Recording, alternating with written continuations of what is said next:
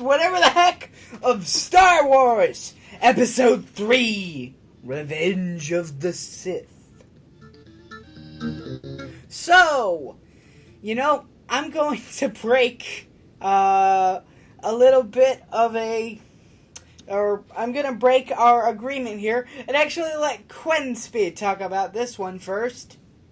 Okay, well, that means that you get to start Return of the Jedi. Fine. Yeah. All right. Okay. Well, I own this DVD, or own this movie. I own it on DVD. So, this is arguably, for me, my friend here, Common Rider, would say this is the best Star Wars movie. I would say it's the best prequel, because I'm always adamant about the original, the first one. But I would say this is a very good Star Wars film. No, I didn't like Hayden Christensen's acting in the second movie, but I really like his character in this one.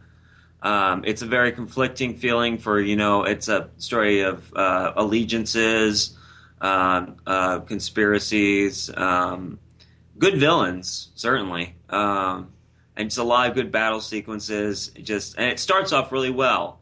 It starts out so great. It throws it instead of the whole screens, the whole music. It just interrupts and just goes straight into a dog fight, and a star dog fight, which is awesome. I think that's the coolest way to start a Star Wars film. That's how Firefly should start every time,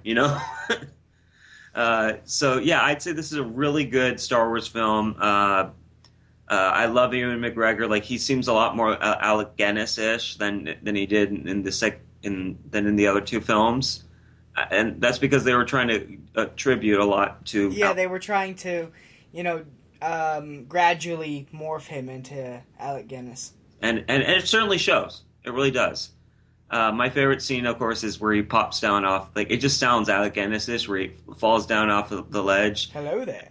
Hello there. Yeah, it just sounds so Alec Guinness-ish. And it just... Alec Guinness-ish.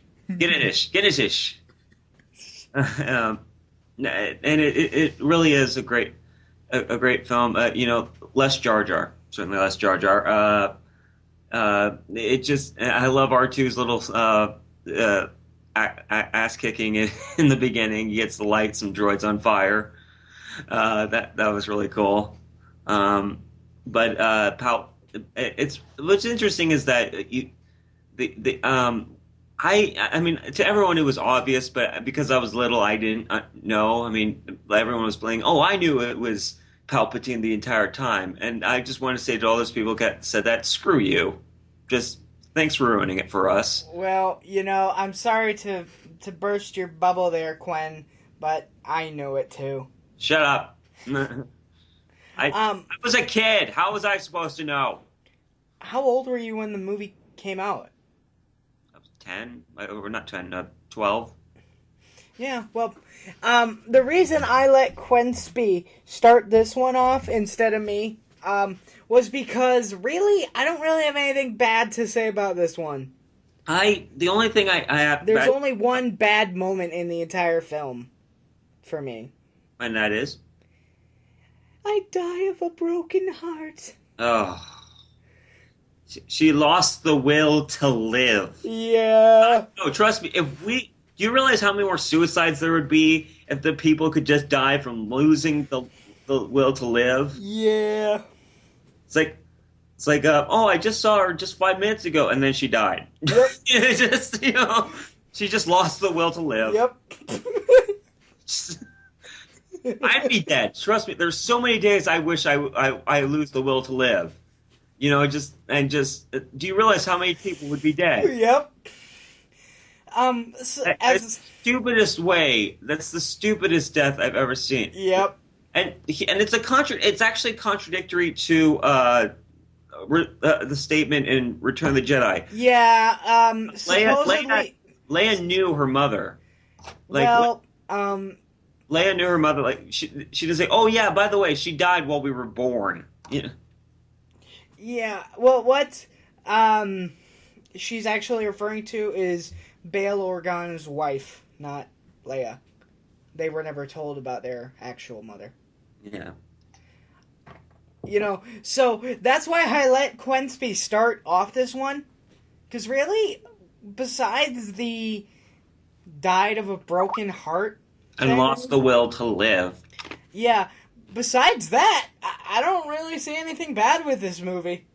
That makes me think of the Robot Chickens. It's like, she lost the will to live? What are we, all hippies? Yeah! It just makes me laugh every time. This will probably be our shortest one of these. Yeah. Because action, awesome. Hayden Christensen, awesome. That ending fight, awesome. Ewan McGregor, awesome. Villains, awesome.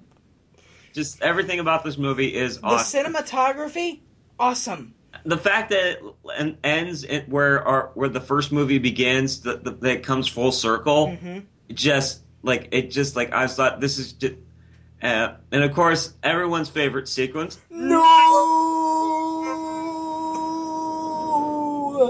But by the way, as cliche as it is, it really does get to see how powerful Vader is. Yeah, I mean, I understand people's problems with that, where he goes no, but I like that. You know, he's reborn as a monster.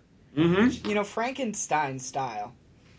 And I love Padme's funeral. Familiar notes. It ends on so many familiar notes. Vader walking beside the Emperor and a young, what's his name? What's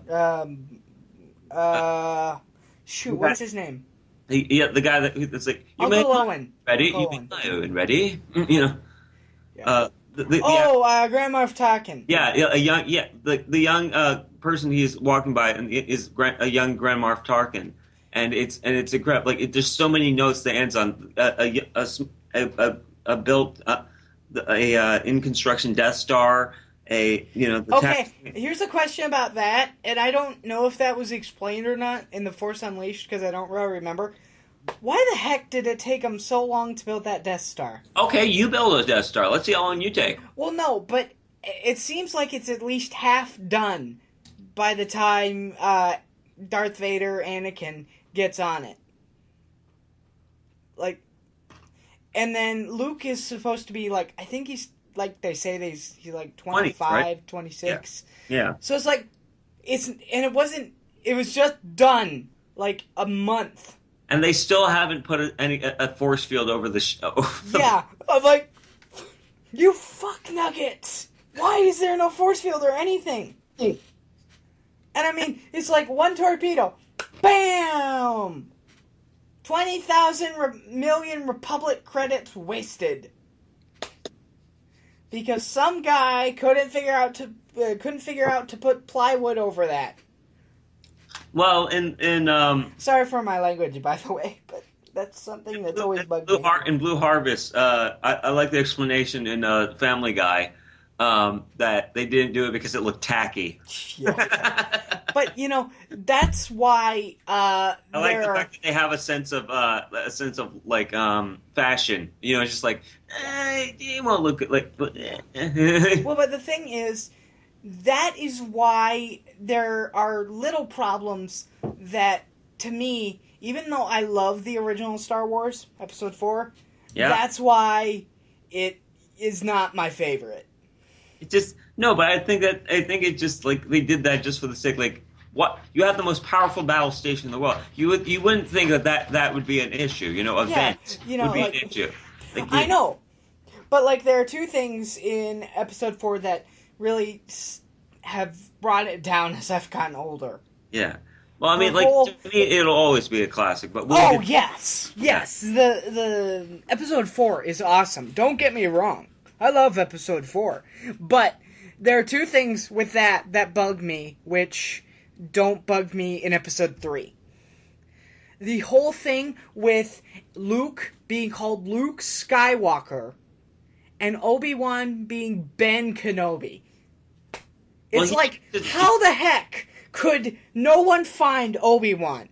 Well, he was hidden in the mountains. I don't think. But still, it's like Luke is just like, well, maybe he's related to old Ben Kenobi, and I mean, it's like, if the local moisture farmer boy knows where he lives, why can't the Empire find him? He doesn't report where he lives. Like, he knows where he lives. Like, he knows that he lives in the mountains. He doesn't know specifically where. Yeah, maybe, but that's my point. It's just kind of like, Obi-Wan, really? You couldn't change your name to like Jim Kenobi? Jim Kenobi. Oh, Jim Kenobi. Yeah, or maybe have Luke's last name be Luke. Qui-Gon Jinn. That's his name. Yeah, Qui-Gon Jinn. I love that. Or have Luke's name be Luke. Luke Owen, I think. No, Luke Lars, like Aunt Owen, Uncle Owen, and Aunt Beru, because they were Lars. Yeah. Why not have it be Luke Lars? That probably doesn't sound as good as Luke Skywalker. I know, but that's... Originally, his name was supposed to be Starkiller, if I recall. I know, seriously, like, woo! Starkiller. And then they gave that name to the guy in the Force Unleashed. Yeah. But that's why, to me, there's only that problem with her losing the will to live that holds Episode 3 back. Otherwise, I think it's just awesome. By the way, I dreamed I was, just to bring this out, like, I dreamed I was a double-wielding Jedi. I had an orange lightsaber and a red lightsaber.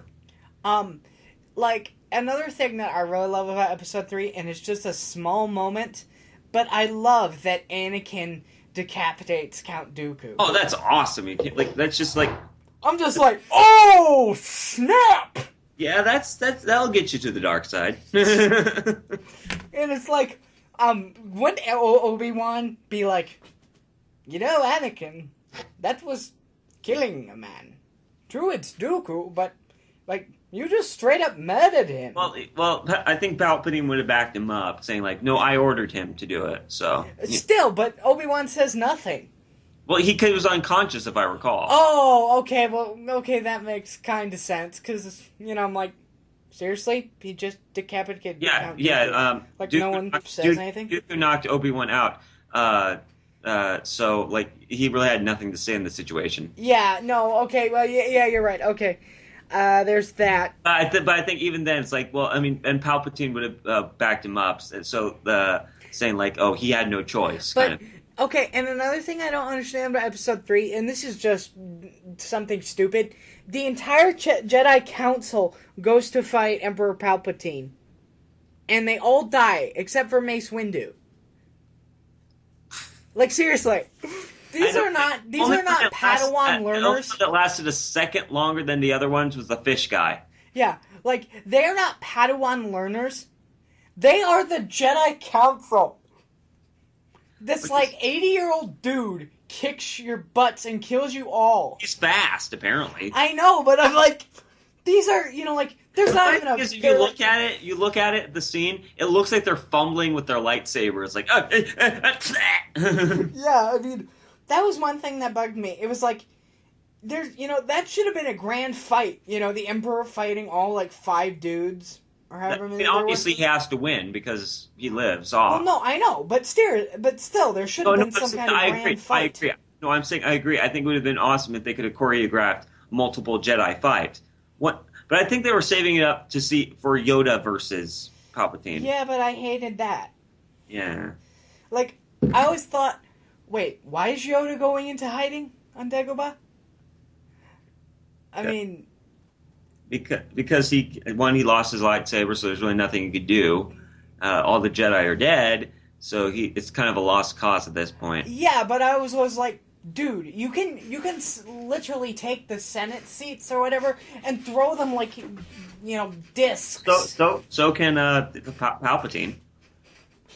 But it just it was one of those things where it's like, well, we've got to set it up for Luke to meet him later. But it, to me, always made no sense. Like, I just wonder if he, if you introduced to him, like you said, this is my friend Palpatine, and this is my pal friend Patine. Yep. Yeah. Sorry, that was a lame joke. But I'm done with my kind of retrospective and talking about this. I zoned out when you were talking. I'm sorry. I give Episode 3 Out of 100 midichlorians? Yep, 100 midichlorians, 97 midichlorians. I'm saving my high 90s for the old trilogy, but I do agree this is a pretty good Star Wars film. This is like the one that we actually should have had in the first place. Mm-hmm. So I'd say 92. All right. So but because I don't want to oversell, because I will be giving very high ratings to the old trilogy. So yeah. So anyway, that's it. We'll see you guys later for our part 4 of this retrospective, where we talk about part 4 of Star Wars. Yes. A New Hope. Goodbye. Yep.